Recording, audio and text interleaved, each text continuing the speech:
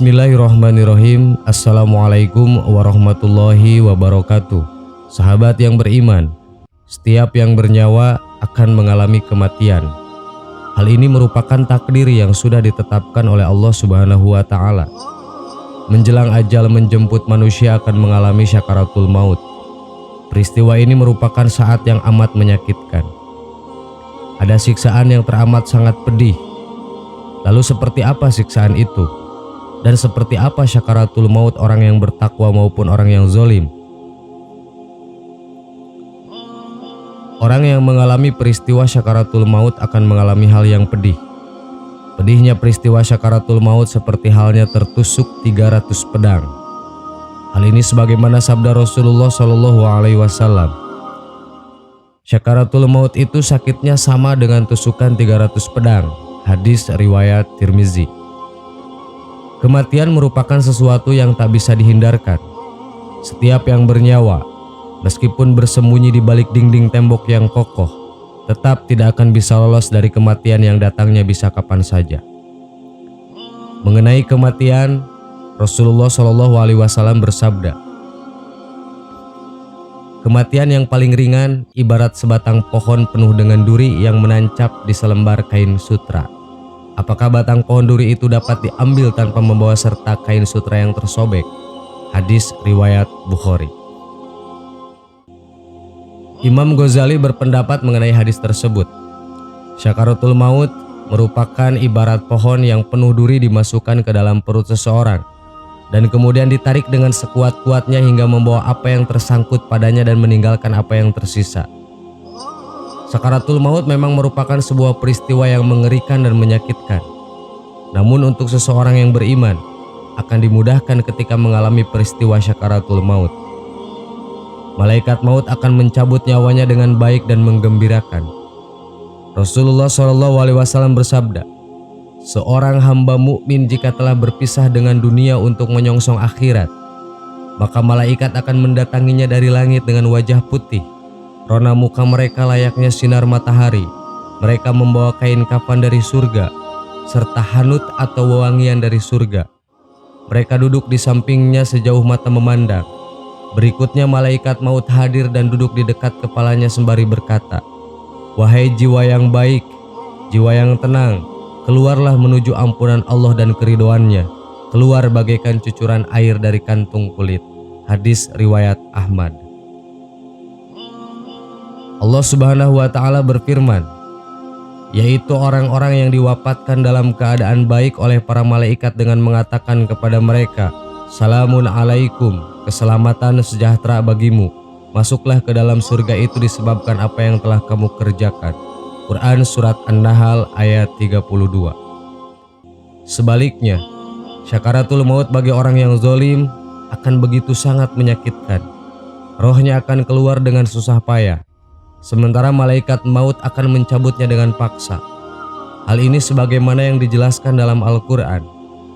Alangkah dahsyatnya sekira kamu melihat di waktu orang-orang zalim berada dalam tekanan syakaratul maut, sedang para malaikat memukul dengan tangannya sambil berkata, keluarkanlah nyawamu, di hari ini kamu dibalas dengan siksa yang sangat menghinakan, karena kamu selalu mengatakan kepada Allah perkataan yang tidak benar, dan karena kamu selalu menyombongkan diri terhadap ayat-ayatnya. Quran Surat Al-An'am ayat 93.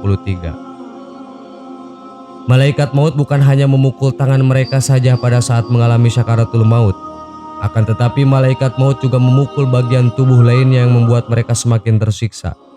Allah Subhanahu wa Ta'ala berfirman, kalau kamu melihat ketika para malaikat mencabut nyawa orang-orang kafir, saya memukul muka dan belakang mereka dan berkata, rasakan olehmu siksa neraka yang membakar. Tentulah kamu akan merasa ngeri, demikian itulah yang disebabkan oleh perbuatan tanganmu sendiri. Sesungguhnya Allah sekali-kali tidak menganiaya hambanya. Quran Surat Al-Anfal ayat 50-51. Sahabat yang beriman, itulah gambaran syakaratul mautnya manusia, baik yang beriman maupun yang zalim atau tidak beriman.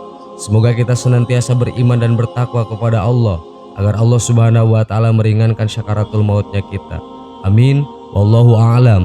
Wassalamualaikum warahmatullahi wabarakatuh.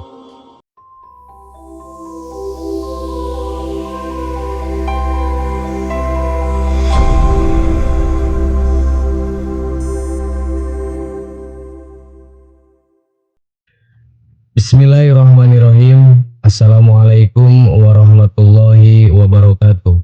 Sahabat yang beriman, Ijroil merupakan malaikat yang pasti akan mendatangi setiap manusia. Menjelang ajal, malaikat maut ini akan melepaskan ruh dari jasad. Ia memang ditugaskan Allah sebagai pencabut nyawa. Bukan tanpa alasan, malaikat yang dalam Al-Quran disebut malaikatul maut diberi amanat tersebut.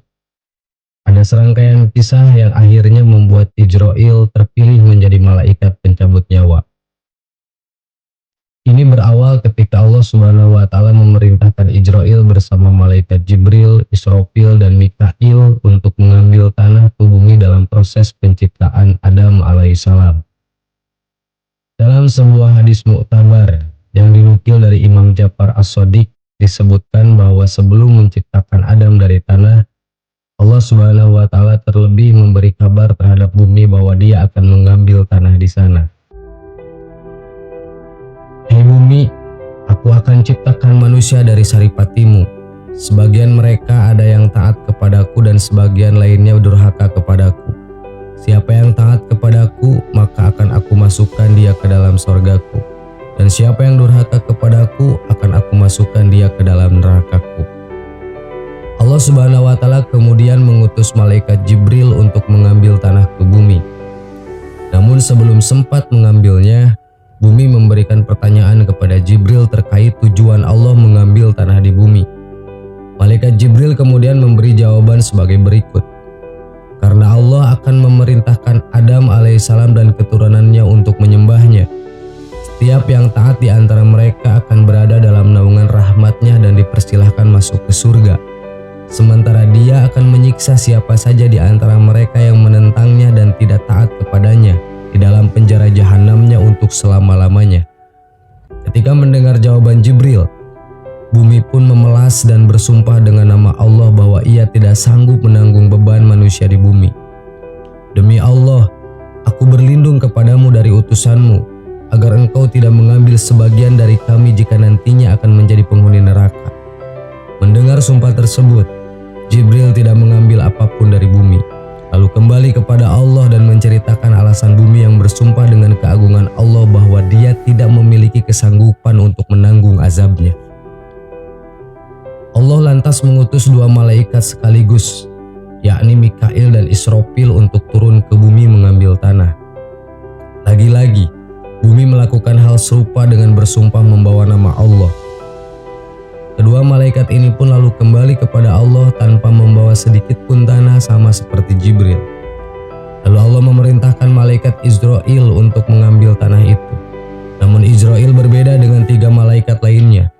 Ia langsung memukul bumi dengan pedangnya dan bumi pun bergetar ketakutan.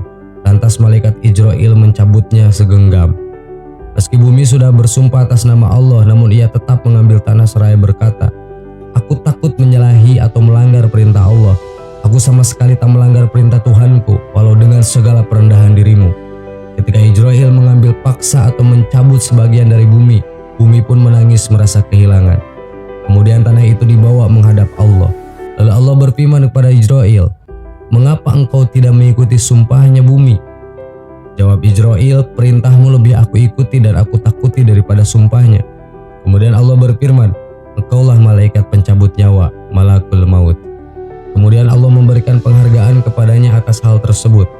Dengan alasan inilah Allah memerintahkan atau memberikan tugas kepada Ijroil untuk mencabut nyawa-nyawa hambanya. Malaikat Ijroil diberi kemampuan yang luar biasa oleh Allah. Hingga barat dan timur dapat dijangkau dengan mudah olehnya seperti seseorang yang sedang menghadap sebuah meja makan yang dipenuhi dengan berbagai makanan yang siap untuk dimakan. Ia juga sanggup membolak-balikan dunia sebagaimana kemampuan seseorang sanggup membolak-balikan uang. Sewaktu malaikat Ijroil menjalankan tugas yang mencabut nyawa makhluk-makhluk dunia, ia akan turun ke dunia bersama-sama dengan dua kumpulan malaikat, yaitu malaikat rahmat dan malaikat azab.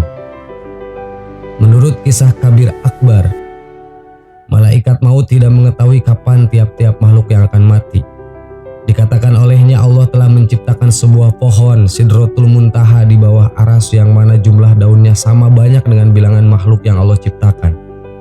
Jika satu makhluk itu telah diputuskan ajalnya, maka umurnya tinggal 40 hari dari hari yang diputuskan. Maka jatuhlah daun itu kepada malaikat maut. Tahulah bahwa dia telah diperintahkan untuk mencabut nyawa orang yang tertulis pada daun tersebut, sampai ada 2 daun dari pohon yang terletak di bawah aras gugur. Kemudian akan jatuh 2 titisan dari arah aras pada daun tersebut, titisan hijau ataupun putih. Hijau menandakan bakal si mayat akan mendapat kecelakaan, sementara putih menggambarkan dia akan mendapat kebahagiaan. Untuk mengetahui tempat makhluk mati, Allah telah menciptakan malaikat arham yang akan diperintahkan untuk memasuki sperma yang berada dalam rahim ibu dengan debu bumi yang akan diketahui di mana ia akan mati, dan disitulah kelak ia pasti akan menemui ajalnya. Sahabat yang beriman, itulah serangkaian kisah yang menjadikan malaikat Ijrail sebagai malaikat pencabut nyawa yang diperintahkan oleh Allah Subhanahu wa taala. Semoga bermanfaat. Amin wallahu a'lam. Wassalamualaikum warahmatullahi wabarakatuh.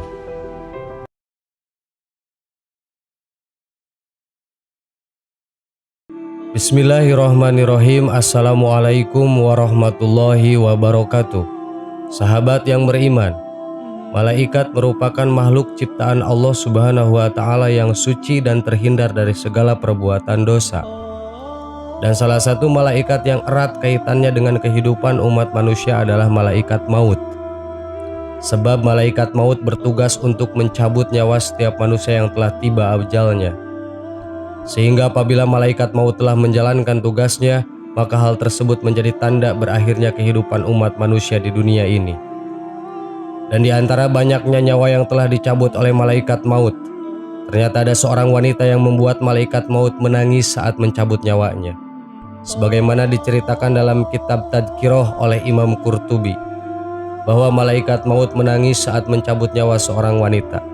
Padahal wanita itu tidak digambarkan sebagai seorang yang taat beribadah. Lantas apa yang menyebabkan malaikat maut menangis saat mencabut wanita ini? Berikut ringkasannya. Dikisahkan bahwa malaikat akan mencabut nyawa seorang wanita yang saat itu sedang berada di tengah padang pasir yang tandus. Meskipun ajal sang wanita telah tiba, namun malaikat maut masih belum menjalankan tugasnya. Hal ini disebabkan karena ternyata wanita itu sedang hamil dan hendak melahirkan. Oleh sebab itu malaikat maut pun menunggunya sampai bayinya lahir di gurun tandus tersebut. Sehingga ketika bayinya telah lahir, maka malaikat maut pun segera mencabut nyawa wanita itu sambil terisak dalam tangisnya. Aku pernah menangis saat aku mencabut nyawa seorang wanita, ujar malaikat maut. Kemudian ia berkata lagi, saat itu ia baru saja melahirkan putranya di padang pasir, dan aku menangis saat aku mencabut nyawanya karena mendengar bayi tersebut menangis dan tidak seorang pun ada di sana yang mengetahui hal itu. Demikianlah malaikat maut. Ia merasa iba dengan bayi yang dilahirkan oleh wanita itu, di mana tidak seorang pun di sana yang bisa menemukannya, sehingga malaikat maut pun menangis saat mencabut nyawa ibunya. Namun tanpa sepengetahuan malaikat maut, sebab ia hanya bertugas untuk mencabut nyawa, ternyata Allah Subhanahu wa taala telah menyelamatkan bayi itu dengan caranya hingga akhirnya ia pun tumbuh besar dan menjadi hamba Allah yang baik dan taat. Dan dalam kitab Tadhkirah tersebut juga disebutkan tentang percakapan antara Allah dengan malaikat maut, di mana saat itu Allah Subhanahu wa taala bertanya kepada malaikat maut, "Apakah kamu pernah menangis saat mencabut nyawa anak cucu Adam?" Maka malaikat maut pun menjawab, "Aku pernah menangis, tertawa dan juga terkejut serta kaget." Kemudian Allah Subhanahu wa taala bertanya, "Apa yang membuatmu menangis?" Malaikat maut pun menjawab, "Aku menangis saat hendak mencabut nyawa seorang wanita hamil di tengah padang pasir yang tandus dan ia hendak melahirkan. Maka aku pun menunggunya sampai bayinya lahir di gurun tersebut. Kemudian aku cabut nyawa wanita itu sambil menangis karena aku mendengar tangisan bayinya, namun tidak ada seorang pun di sana yang mengetahui hal itu." Kemudian Allah bertanya, "Lantas apa yang membuatmu terkejut dan kaget?" Maka malaikat maut pun menjawab, "Aku terkejut dan kaget saat hendak mencabut nyawa salah seorang ulama. Saat itu aku melihat cahaya terang benderang dari kamarnya. Setiap kali aku mendekatinya, maka cahaya itu semakin menyilaukanku seolah ingin mengusirku, sehingga aku cabut nyawanya disertai cahaya tersebut." Dan Allah Subhanahu wa taala pun bertanya lagi, "Apakah kamu tahu siapa lelaki itu?" "Tidak ya Allah," jawab malaikat maut. "Sesungguhnya lelaki tersebut adalah bayi yang dari wanita yang engkau cabut nyawanya di gurun pasir yang gersang itu. Dan akulah yang menjaganya dan tidak membiarkannya." Sahabat yang beriman, semoga jadi ilmu buat kita semua dan peringatan untuk kita semua bahwasannya malaikat maut selalu dan selalu membuntuti kita. Semoga kita semua diwafatkan oleh Allah dalam keadaan husnul khotimah. Amin. Wallahu a'lam. Wassalamualaikum warahmatullahi wabarakatuh.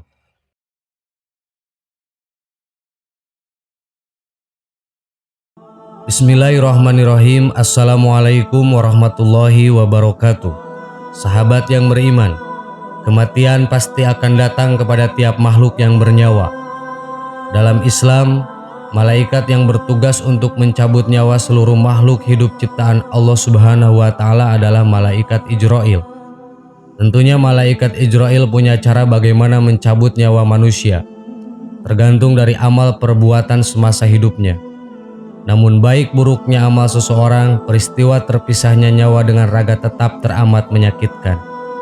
Rasulullah SAW bersabda, "Sekiranya sakaratul maut itu kira-kira 300 kali sakitnya dibukul pedang." Hadis riwayat Ibnu Abi Dunya. Kitab Daqaiqul Akhbar karya Imam Abdurrahman bin Ahmad Al-Qadi. Sebelum seorang hamba menemui ajal, terlebih dahulu Tuhan bertitah pada malaikat maut, "Sekarang tiba waktunya hamba itu kembali. Ambillah ruh si fulan," suruh Allah pada malaikat maut. Bergegaslah malaikat maut menemui si fulan menjalankan perintah Allah. Tanpa pamit, malaikat maut hendak mengambil ruh si fulan. Beragam cara malaikat mencabut ruh dari tiap-tiap jasad hamba. Kali ini malaikat maut mengambil ruh si fulan itu dari arah mulut namun tak kunjung bisa. Ternyata mulut si fulan sedang berzikir kepada Allah. "Tak ada jalan bagimu hai malaikat untuk mencabut ruhku melalui arahku." Lisan meneruskan, "Aku gemar memperpanjang setiap sesuatu lantaran hanya menyibukkan diri berzikir kepada Allah." Malaikat maut dengan gundah gulana kembali menghadap Allah, sembari mengadukan penolakan hambanya si fulan. "Ambillah dari arah yang lain," seru Allah kepada malaikat maut. Tangan adalah arah kedua yang dipilih malaikat untuk mencabut ruh si fulan. Tangan si fulan berkata, "Aku banyak bersedekah, mengelus-elus kepala anak yatim, menulis yang baik-baik, bukan dari arahku engkau mengambil ruhku." Malaikat maut kembali kepada Allah dan persis dengan kata-kata yang dikatakan tangan si fulan. "Ambil dari arah lain lagi," Allah memerintahkan pada malaikat. Kemudian kaki adalah arah yang dipilih malaikat maut untuk menjemput ruh si fulan. "Aku meringankan langkah untuk sholat berjamaah, melaksanakan sholat 2 hari raya, dan aku tak kenal lelah melangkah menuju majelis taklim. Aku bukan arah untuk menarik ruh itu," kata kaki kepada malaikat. Malaikat maut pun kembali menghadap Allah dengan cerita persis yang dikatakan kaki. Allah menjawab dengan perintah yang sama. "Aku mendengar bacaan Al-Quran, mendengar azan, dan mendengarkan zikir. Arahmu mengambil ruhku bukan aku," ucap telinga. Lagi-lagi malaikat maut gagal. Kembali menghadap Allah, malaikat lagi-lagi mendapat perintah yang sama. 2 belah mata kemudian dipilih untuk merenggut ruh si fulan. "Kami berdua melihat mushaf Al-Quran, memandang wajah ulama, memandang orang tua, dan memandang orang-orang soleh. Aku pun bukan arahmu merenggut ruh," ucap mata.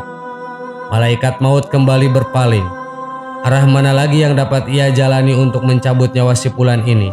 Akhirnya malaikat kembali menghadap Allah seraya berkata, "Ya Allah, hamba-Mu si fulan tiap-tiap arah yang telah aku lakukan untuk mengambil ruhnya selalu punya jawaban." Lapor malaikat kepada Allah, "Wahai malaikat maut, tulis namaku di telapak tanganmu, lalu perlihatkan telapak tanganmu pada ruh hambaku itu," perintah Allah. Segera malaikat menemui ruh si fulan. Tanpa berlama-lama malaikat langsung memperlihatkan telapak tangannya termaktub asma Allah Subhanahu wa Ta'ala. Setelah ruh si fulan melihat telapak tangan malaikat yang bertuliskan asma Allah, secepat kilat ruh keluar dari jasad si fulan. Dia tidak merasakan sedikit pun sakitnya nazah atau keluarnya ruh dari jasad manusia. Seorang hamba tidak akan merasakan pedihnya syakaratul maut yang sangat dahsyat ketika ditulis akan asma Allah. Dalam firman-Nya Allah Subhanahu wa taala telah menyebutkan, maka apakah orang yang dibukakan Allah hatinya untuk menerima agama Islam, lalu ia mendapatkan cahaya dari Tuhannya sama dengan orang-orang yang membatu hatinya, maka kecelakaannya besarlah bagi mereka yang telah membatu hatinya untuk mengingat Allah. Mereka itu adalah kesesatan yang nyata. Quran Surat Az-Zumar ayat 22. Sesungguhnya agama di sisi Allah hanyalah Islam. Quran Surat Ali Imran ayat 19. Sahabat yang beriman, semoga kita semua diwafatkan oleh Allah dalam keadaan husnul khotimah, dan semoga kita dimudahkan oleh Allah ketika syakaratul maut. Amin. Allahu a'lam. Wassalamualaikum warahmatullahi wabarakatuh.